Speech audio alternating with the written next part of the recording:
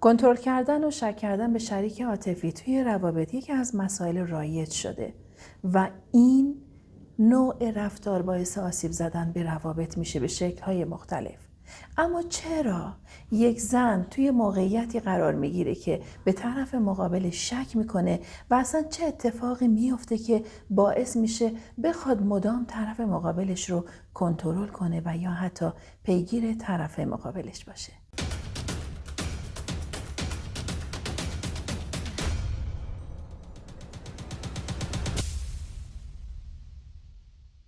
به نام یگانه آفریدگار نور و عشق، درود بر تو که بهترین یا لایق عالی‌ترین و زیباترین زندگی. رویا تارخ هستم و خوش آمد میگم بهت به یوتیوب چنل رویا تارخ. عزیزای دلم، زمانی که یک انسان توی موقعیتی قرار میگیره که میخواد طرف مقابلش رو مدام کنترل کنه، تحت تأثیر یک سری از عوامل هست که این عوامل باعث میشه علاوه بر استرس ها و اضطراب هایی که به اون شخص وارد میکنه، کاری کنه که اون شخص یک فرد کنترلگر شه.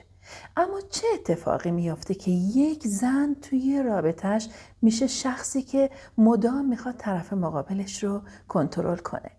اولین چیزی که ریشه در کنترل کردن یک مرد داره اینه که اون زن میترسه از خیانت دیدن.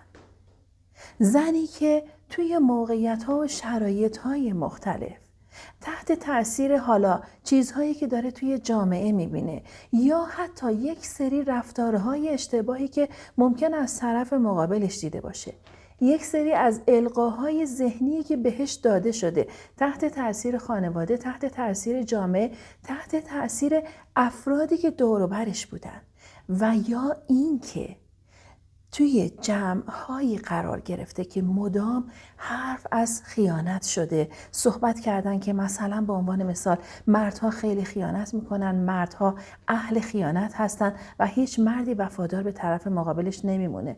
همه اینا باعث میشه که درون یک زن ترس خیانت ایجاد شه و اون زن بترسه که از طرف مقابلش خیانت ببینه.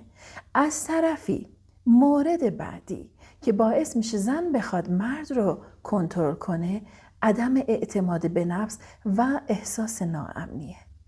زمانی که یک زن اعتماد به نفسش بیاد پایین، که باز همونم تحت تأثیر خیلی از عوامل مختلف میتونه باشه. یکی از عوامل رفتارهای خانواده ها هست که با طرف به اون شخص شده، با اون زن شده و باعث شده که زن، کودک درونش آسیب ببینه و از ریشه یک سری دردهایی رو بخواد تجربه کنه که اعتماد به نفسش رو بیاره پایین و از طرفی همین پایین بودن اعتماد به نفس باعث میشه که توی رابطش احساس ناامنی کنه و حس کنه که هر لحظه ممکنه طرف مقابلش حالا یا بخواد بهش خیانت کنه و یا اینکه یک رفتار اشتباه نسبت بهش انجام بده یا بخواد اصلا اون زن رو ترک کنه. چرا؟ چون سطح اعتماد به نفس اون زن اومده پایین و به خاطر همین توی موقعیت و شرایطی قرار میگیره که میخواد مدام طرف مقابلش رو کنترل کنه و همین باعث میشه که بخواد مدام طرف مقابلش رو زیر ذره‌بین خودش قرار بده. چرا؟ چون اعتماد به نفس نداره، چون که همیشه احساس میکنه که حتی چیزی ممکن از طرف مقابلش کم داشته باشه، عزت نفس پایینی داره. مورد سوم، تجربه های منفی گذشته. کسایی که توی رابطهشون خیانت، دروغ، بی‌توجهی یا هر نوع رفتار، به خصوص رفتارهایی که طرف مقابلشون رو به عنوان خودشیفته نشون داده، اینها رو دیدن، باعث میشه که بخوان کسی که الان باهاشون وارد رابطه شده رو کنترل کنن و زیر ذره‌بین خودشون قرار بدن. حالا چی باعث میشه که یک زن به مرد شک کنه؟ اولین دلیل نبود ارتباط شفاف و کافی. یعنی چی؟ یعنی اینکه مرد یه جوری رفتار میکنه که برای زن شفاف سازی نمیکنه. رفتارش به شکلی هست که باعث ایجاد ابهام توی ذهن زن میشه. دیدید بعضی وقتا میگیم که مثلا رفتار طرف مقابل باعث شد که یک نوع سوء تفاهم برامون پیش بیاد. این همون رفتاریه که میتونه یک مرد در مقابل زن داشته باشه و زن رو به شک بندازه. مورد بعدی دیدن خیانت و یا اینکه تحت تاثیر الگوهای منفی. زمانی که یک زن توی رابطش خیانت دیده، از طرف مقابلش یه جورایی دیدین میگیم دیگه دلش صاف نمیشه، همش ته دلش شک داره. این باعث میشه که احساس کنه طرف مقابلش قابل اعتماد نیست، یا اصلا توی رابطه قبلیش خیانت دیده و همون خیانتی که دیده و به خاطر آسیبی که از رابطه قبلیش دیده که همون الگوهای منفی رو براش میتونه بسازه، زن به مرد شک میکنه. از طرفی گفتم الگوهای منفی میتونه از طریق جامعه باشه، از طریق خانواده باشه، از طریق دوست باشه.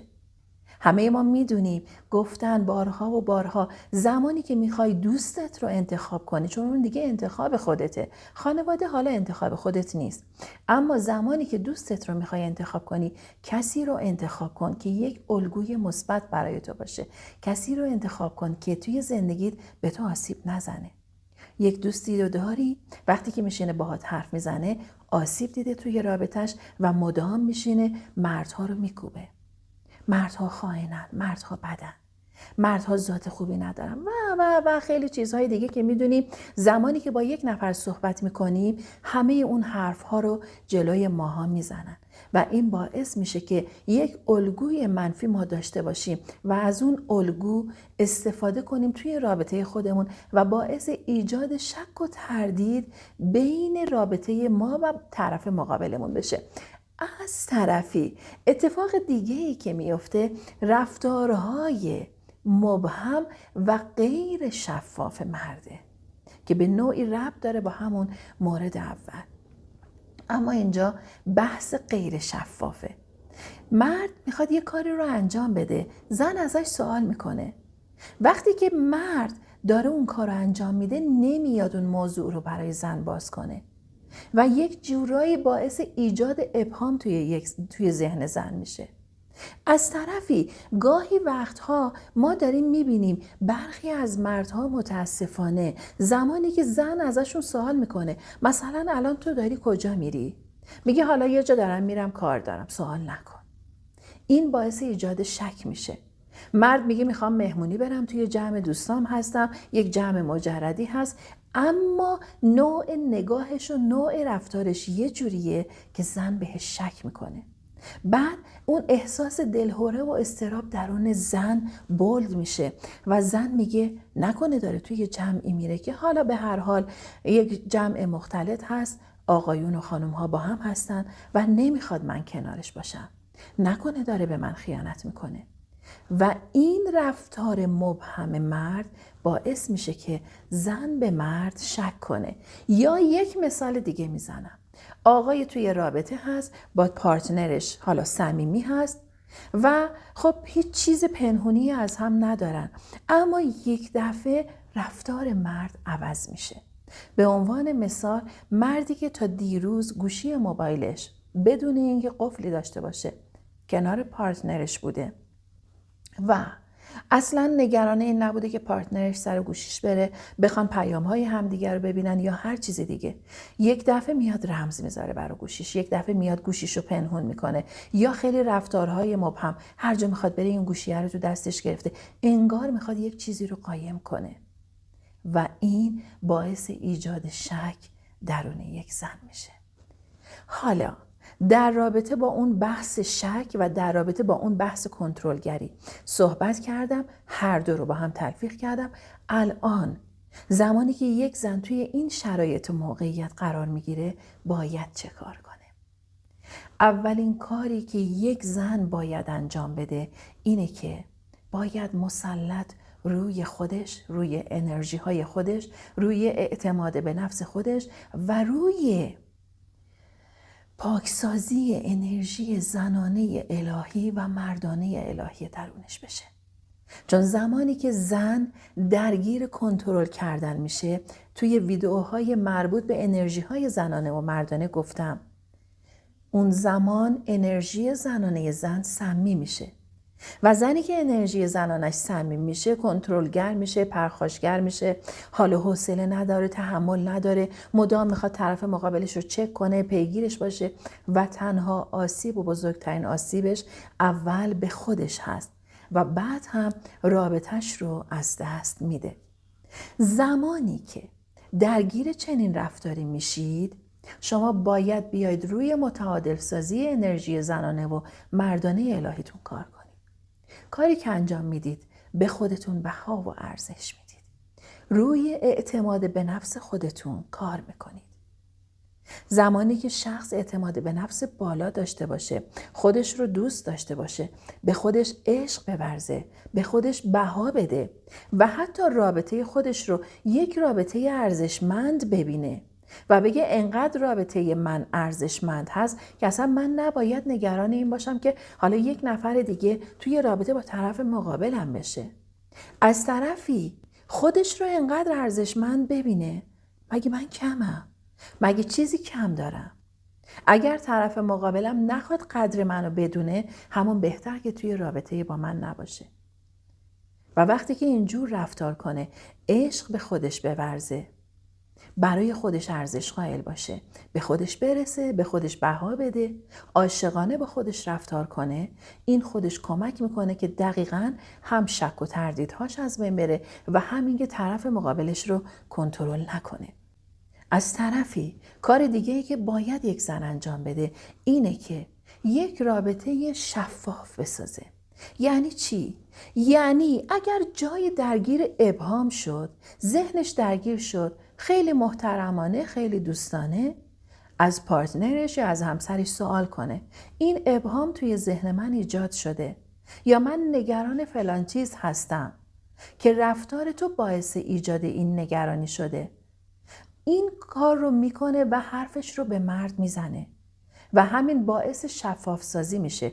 اگر مردی توی اون موقعیت درگیر خطا و اشتباه باشه و رفتار اشتباهی رو داره انجام میده یا رفتار پنهانی داره انجام میده، زمانی که ببینه زن احساس کرده و متوجه شده، خب حالا یا به خودش میاد و برای نجات رابطش تلاش میکنه که رفتار خودش رو عوض کنه یا اگر مسیر اشتباهی رو انتخاب کرده از مسیر خودش برگرده، یا اگر خب به هر حال مردی هست که میخواد اون اشتباه خودش رو ادامه بده و تکرارش کنه، 100% خیلی بی‌تفاوت رفتار میکنه با طرف مقابلش. نهایت میگه من اینم، یا مثلا آره تو داری اشتباه فکر میکنی اما مدام باز اون کار خودش رو تکرار میکنه. یا اصلا ممکنه یک فرد خودشیفته باشه که میاد این رفتارها رو انجام میده به خاطر اینکه بخواد طرف مقابلش رو آزار بده. و کسی که این کار داره انجام میده، زمانی که زن متوجهش میشه و از طرفی اون مرد نمیخواد یک تغییر ایجاد کنه توی رفتار خودش و رابطش براش ارزشمند نیست، چقدر بهتره که همون موقع از اون رابطه بیاد بیرون. چون اگر اون لحظه از رابطه نیاد بیرون، توی ویدئویی که مربوط به ارزش دادن به خود هست من صحبت کردم، اون موقع چه اتفاقی براش میفته؟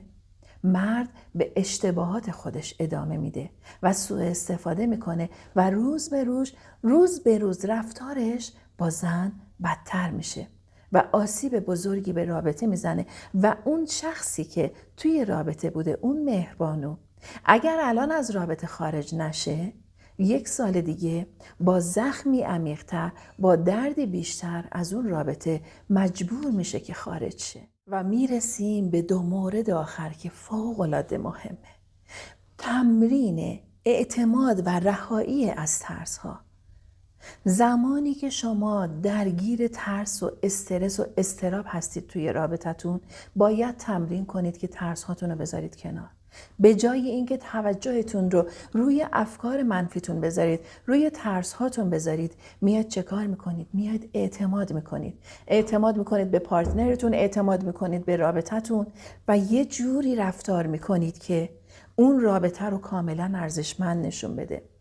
از طرفی تا زمانی که هر انسانی فرقی نداره، چه آقا چه خانم، درگیر ترس و نگرانی و استرس باشه، این ارتعاش‌های درونیش ناخودآگاه توسط طرف مقابلش دریافت میشه و اون ناخودآگاه حسش میکنه. و زمانی که ما درگیر این احساسهای منفی، این ترس‌ها و نگرانی‌ها باشیم، ناخودآگاه حتی بدون این که بخوایم حرف بزنیم کاری میکنیم که طرف مقابل از ما فاصله بگیره و دور بشه و تمامش به خاطر ترس‌هایی هستش که درون ما بوده و باعث ایجاد ارتعاشات منفی شده. و مورد آخر که خیلی خیلی مهمه، تغییر الگوهای منفی. شفای کودک درون. کودک درونتون رو شفا بدید. ما از بچگی خیلی از طریق خانواده و جامعه القاهای منفی داشتیم. حرفهای منفی به همون زدن. ازدواج دیگه خوب نیست، رابطه دیگه خوب نیست، مرد خوب پیدا نمیشه، زن خوب پیدا نمیشه، زنها پول پرستن، مردها خائن هستن، مرد نمیدونم وقتی که لباسش دوتا میشه به زن خیانت میکنه و خیلی چیزهای دیگه که اگر بشینید همین الان بنویسید میتونید چندین صفحه رو پر کنید از القاهای ذهنی منفی که از طریق خانواده، دوستان و جامعه به ما داده شده و ما باید این الگوهای منفی رو از ذهنمون پاک کنیم، چون همین الگوهای منفی باعث ایجاد شک و کنترلگری ما شده. و وقتی که به قول این ویروس های ذهنی رو پاک کنیم باعث میشه که ما یک رابطه سالم و یک رابطه با دوام رو داشته باشیم و کاری میکنه که طرف مقابلمون وقتی که این نوع رفتارهای ما رو ببینه همراه با عزت نفس، اعتماد به نفس، بدون شک، بدون نگرانی، بدون کنترلگری، پیش خودش میگه این زن انقدر به خودش بها میده، انقدر برای خودش ارزش قائل هست که اصلا نگران نمیشه من بخوام بهش خیانت کنم. و حتی اگر مرد هم توی موقعیتی باشه که داره به زن خیانت میکنه از اون مسیر بر میگرده. گاهی وقتا شنیدید میگن بیخبری خوشخبری. سعی کنید بیخبر بمونید، کنترل نکنید، چک نکنید، دنبال این نباشید که الان نکنه مثلا به من بخواد خیانت کنه، الان نکنه رفت بیرون بخواد کاری رو انجام بده. به قول به یکی از عزیزان دل یه روز به من گفت ببین مرد اگر بخواد کاری کنه توی 5 دقیقه اون کار رو انجام میده، اگر بخواد خیانتی بکنه توی 5 دقیقه اون خیانت رو مرتکب میشه و زن هم نمیتونه بفهمه. پس چقدر خوبه که انقدر به خودمون بها بدیم، انقدر خودمون رو ارزشمند بدونیم که اصلا نخوایم ذهن خودمون رو درگیر این بکنیم که بخواد یک مرد این رفتار رو با ما داشته باشه. و از طرفی تو چرا نگرانی که یک مرد بخواد به تو خیانت کنه، تو رو ترک کنه و تو رو رها کنه؟ تو انقدر ارزشمندی که یک مرد زمانی که کنار تو هست باید تمام تلاشش رو بکنه برای این که بخواد گوهر نابی مثل تو رو توی رابطهش حفظ کنه. عزیزای دلم، اگر نظری پیشنهادی داری حتما برام بنویس. همین الان ویدیو رو لایک کن، نظرت رو بنویس، با عزیزان دلت به اشتراک بذار. اگر مهمان ویدیو و برنامه من بودی خوشحال میشم که کانال رو سابسکرایب کنی، زنگوله کنار کانال رو فعال کنی که هر ویدئوی دیگه به اشتراک گذاشته میشه ازش مطلع بشی. در نهایت با عشق بهت میگم تو لایق عالی ترین و زیباترین رابطه و زندگی هستی. خودت رو دوست داشته باش و یادت نره که خیلی دوست دارم. یا حق، خدا نگهدار.